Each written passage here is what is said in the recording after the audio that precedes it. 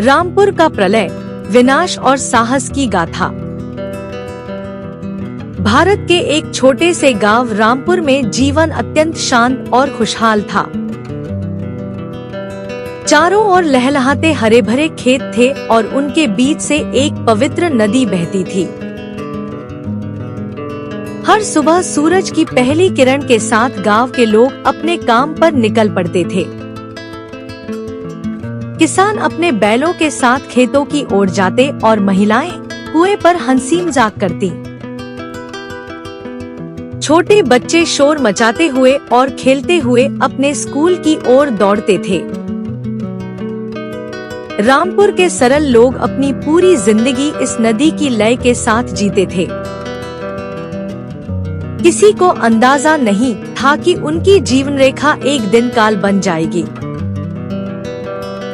अचानक एक दोपहर नीले आकाश पर घने काले बादलों ने अपना कब्जा कर लिया। हवाओं में एक अजीब सी बेचैनी थी और पेड़ पागलों की तरह झूमने लगे। पहले हल्की बूंदें गिरी, फिर रिमझिम फुहारे और देखते ही देखते मूसलाधार बारिश शुरू हो गई। एक दिन बीता, 2 दिन बीते और फिर पूरा हफ्ता लगातार बारिश होती रही। शांत रहने वाली नदी अब उग्र होने लगी थी और उसका जलस्तर बढ़ने लगा। गांव के बुजुर्ग चिंतित थे क्योंकि उन्होंने दशकों से ऐसा मंजर नहीं देखा था। तभी एक दोपहर सरकारी जीप का सायरन गांव की शांति को चीरते हुए गूंजा। लाउडस्पीकर पर घोषणा हुई कि बांध टूटने की आशंका है और सबको तुरंत निकलना होगा। चेतावनी सुनते ही पूरे गांव में खलबली मच गई और लोग घबराने लगे। कुछ लोग डरकर भागने लगे, लेकिन कई लोगों ने इसे सामान्य चेतावनी मान लिया। सरपंच जी ने सबको समझाने की कोशिश की, पर कुछ जिद्दी किसान नहीं माने। उन किसानों को लगा कि प्रकृति इतनी क्रूर नहीं हो सकती कि सब कुछ छीन ले। रात के 2 बजे जब सब सो रहे थे, अचानक एक कान फोड़ देने वाला धमाका हुआ। नदी का तटबंध टूट चुका था और पानी की एक विशाल काली दीवार गांव की ओर बढ़ी।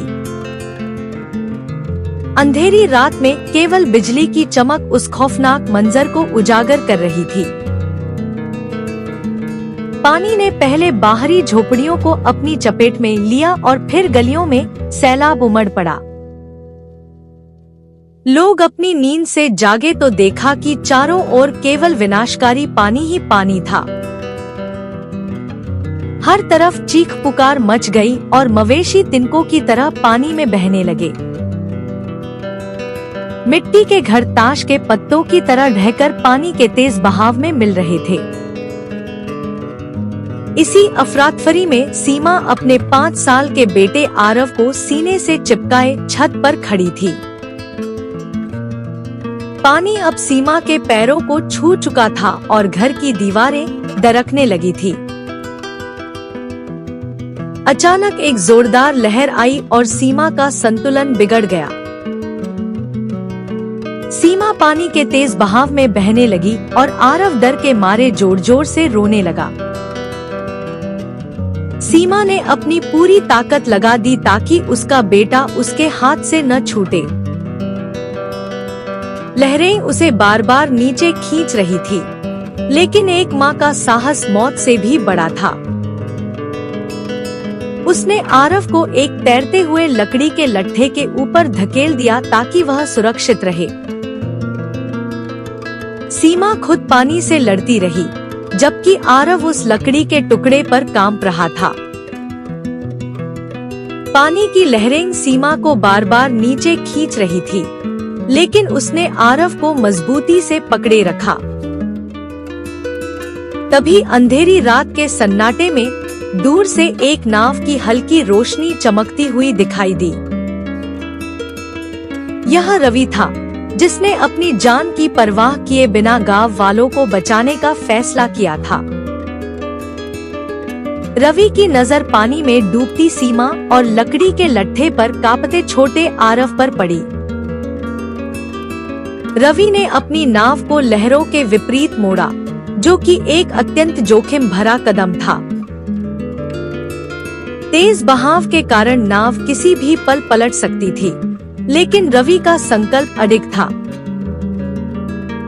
रवि ने जोर से चिल्लाकर सीमा को हिम्मत दी और उसे अपनी ओर आने का इशारा किया। पूरी ताकत लगाकर रवि ने पहले छोटे आरव को नाव के सुरक्षित घेरे में खींच लिया। इसके बाद उसने सीमा का हाथ पकड़ा और उसे भी पानी के चंगुल से बाहर निकाल लिया।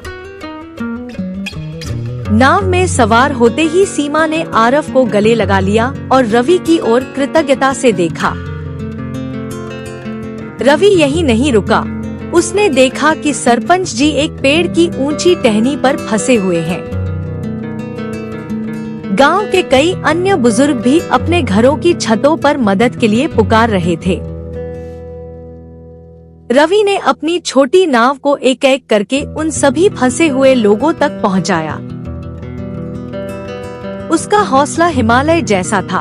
वह मौत के सैलाब से लड़कर लोगों को बचा रहा था। लगातार मेहनत के कारण रवि के हाथों में छाले पड़ गए थे और उसका शरीर पूरी तरह थक चुका था।